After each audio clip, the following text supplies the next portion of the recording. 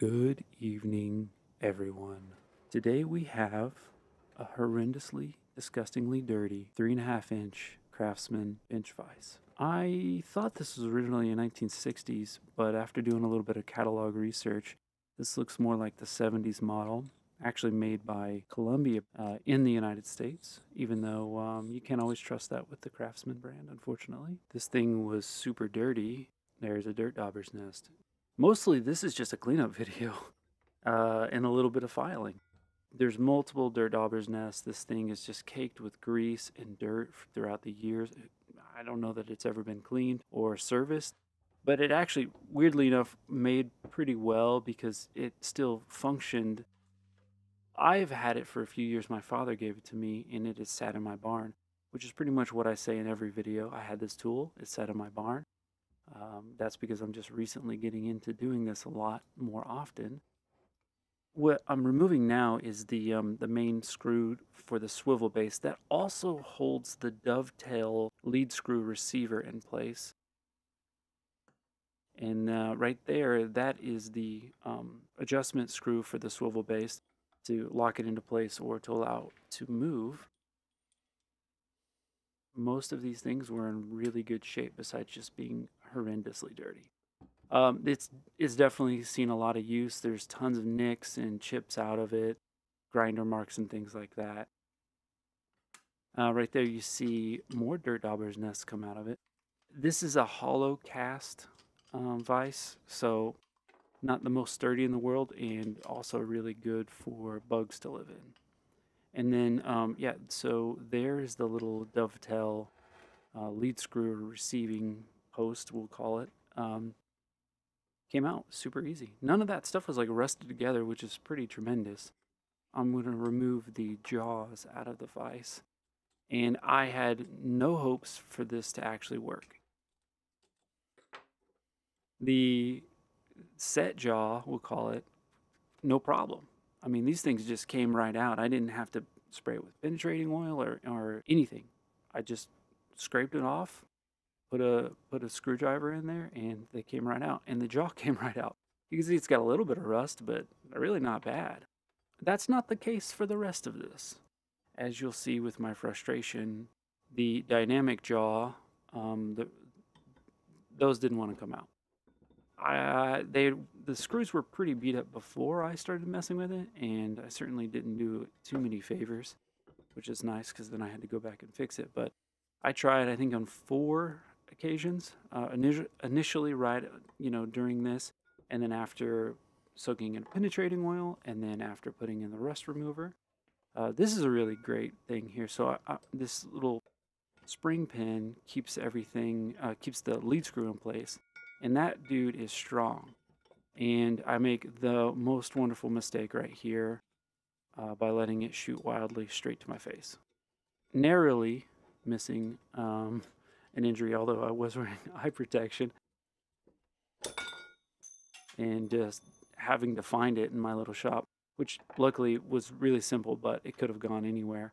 So that was a fun little mistake. But the Acme screw or the lead screw, whatever you want to call it, was also in really, really good shape. So much of this tool, besides being horrendously disgusting, was just good. There was so much grease on it. You see, I use a razor blade to try and get it off. And normally with something dirty like this, you can kind of just brush it off and all it comes off. But because of so many years of grease, it's just stuck on there. And it's thick, so thick. Thick like 4 layers of paint thick. So again, just razor blading it off, which is not normally something I would want to do, but I didn't have much of a choice. I spent 5 or 6 hours trying to clean this vise. And you kind of see there, it's just coming off in big chunks. And again, another dirt dauber's nest. Don't worry, that might not be the last one. I mean, that pile of dirt, really, it was pretty minuscule from the total of the project.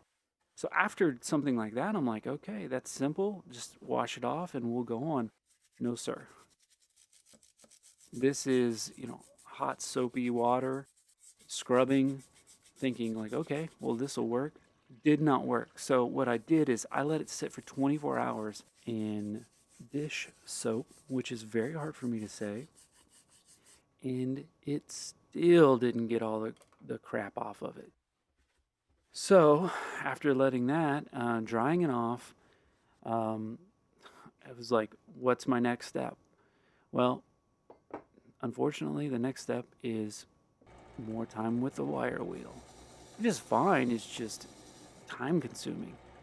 The little small details on this project took me longer than anything else.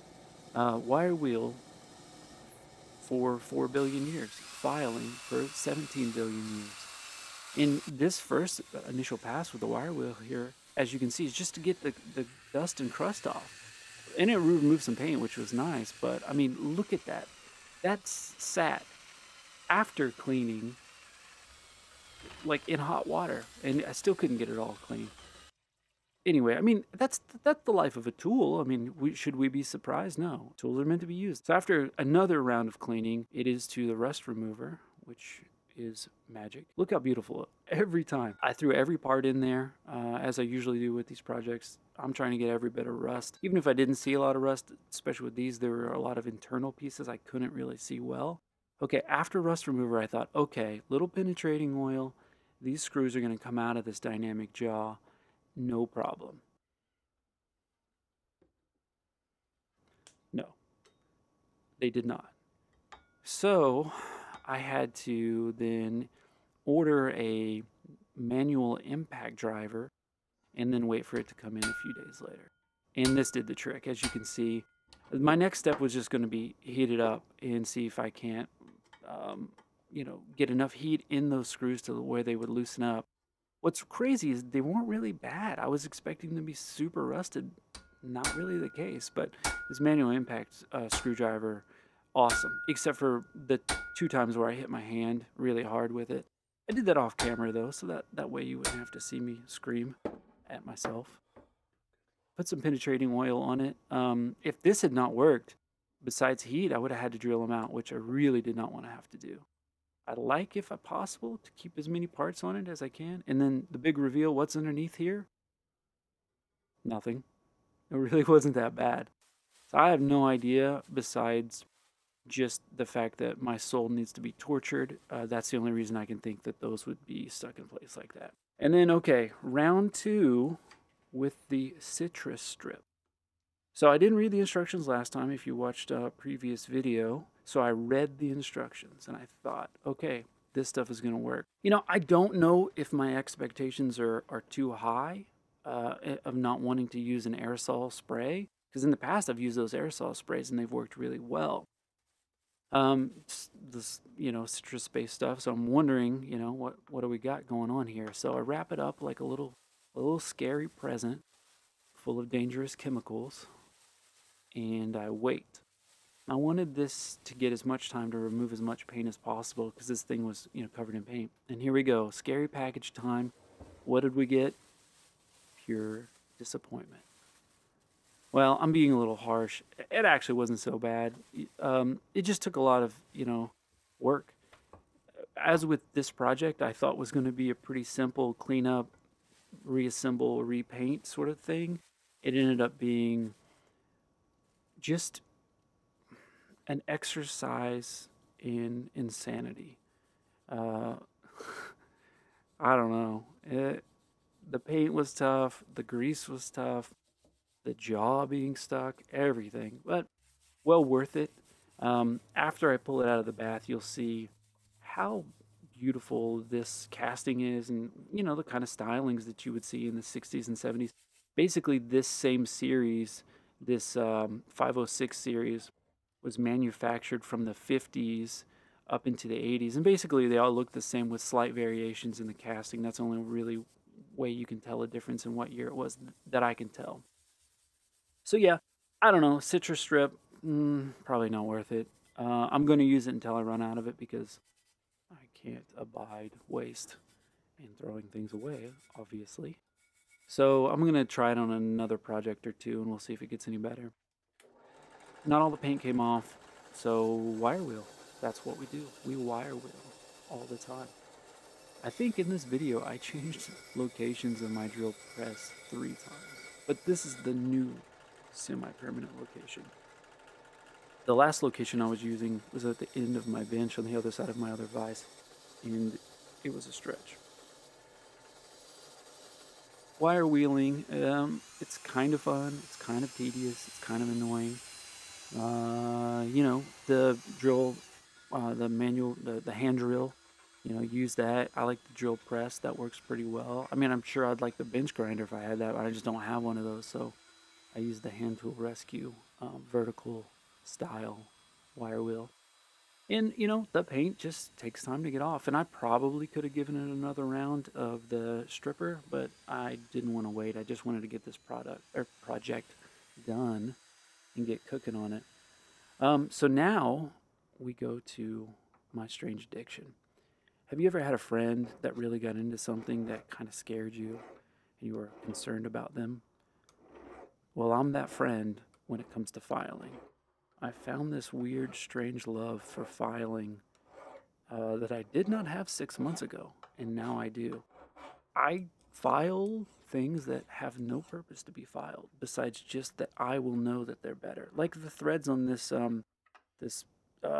base bolt, I guess you would call it. Probably not necessary, but my basic test is if I run my finger over it and I feel a little burr, I'm going to file it. For mostly no reason. I mean, aesthetically, it looks a little bit better. Now, on these screws, you can see they are in horrible shape. Probably should be thrown away. But again, I'm not going to do that. I'm going to file them. And there were 4 of them, and they kind of 4 different stages of crap as far as how their shape was. But I still kind of wanted to just keep them in there. I knew this wasn't going to have a hard life in my usage, so I could just, you know, put them in there. Probably replace them with Allen-headed, like set screw style bolts at some point. Did not do that. Now on the main body of the vise, I really wanted to get rid of that nasty parting line, whatever you want to call it, underneath the horn. And that definitely required some work because it was in rough shape. I mean, these things were cranked out and I'm sure the millions. So they were just moving them on a production line. There's so much more filing that I do not show on camera because I realized that I was afraid somebody might call Adult Protective Services on me for my obsession with that. On to painting. After all the filing is done, I used a self-etching primer, gave it a few coats, and then went back with a little red, a little Craftsman red, if you will. In the like literature that I could find, the letters were not painted in the casting, but I love it and it looks tremendous when done. And my wonderful left-handed lady, she does amazing work. Look at that. Beautiful. Well painted, detail done. Ah, wow. I wanted to get some grease going on. As soon as I opened up the can of grease, I was instantly transported back to my father's tractor dealership. That smell is so unique, and I don't know, it just was such a pleasant experience for me to put this thing together with that smell kind of in my little workshop. You know, after cleaning everything up and painting it, I had already was in love with this vise. I wasn't sure what I was going to do with it because truthfully, it's just been sitting in the corner of my shop for a while. But now I want this thing out on display. The paint is going to get chipped because I'm going to use this now. And I'm okay with that. I think the more it gets used, the more it tells a story, and I'm happy with it. You know, the reassembly was such an easy process because I took so long on the prep to get it clean, to get it painted. My biggest concern now is just chipping the paint prematurely before I get my kind of beauty shot.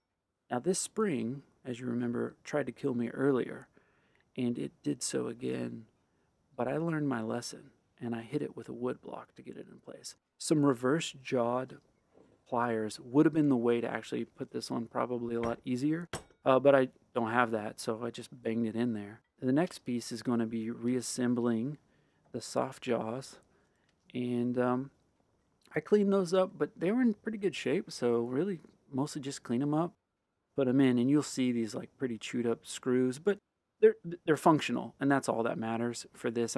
Who knows if I'll ever use this thing enough to need to replace the soft jaws. I'll probably just need to replace the screws someday. Probably won't. It all depends. Who knows the future? It is unknown. After all the basic assembly, it's time to see, does she work? So I'm going to slide the dynamic jaw into the base housing. Kind of just flying blind here to see if I can get that lead screw to line up. And it lined up perfectly. I didn't have to like refilm this like 4 times like I kind of thought I would to make myself look like I was better. It just worked. I made a few choices obviously on the paint and left some things bare, left some and actually painted a few things. I like the way that looks. I like the way bare metal looks next to a really nice paint job. Very, very pleased. This is a beautiful machine now and functions so well. Could not be happier, even though I am more than slightly insane after doing this project. Promise you you'll see this in future videos. And there's a little comparison shot of pulling it out of the corner of my workshop to the finished product. And she's a good looking little lady. Thank you very much for watching. See you next time.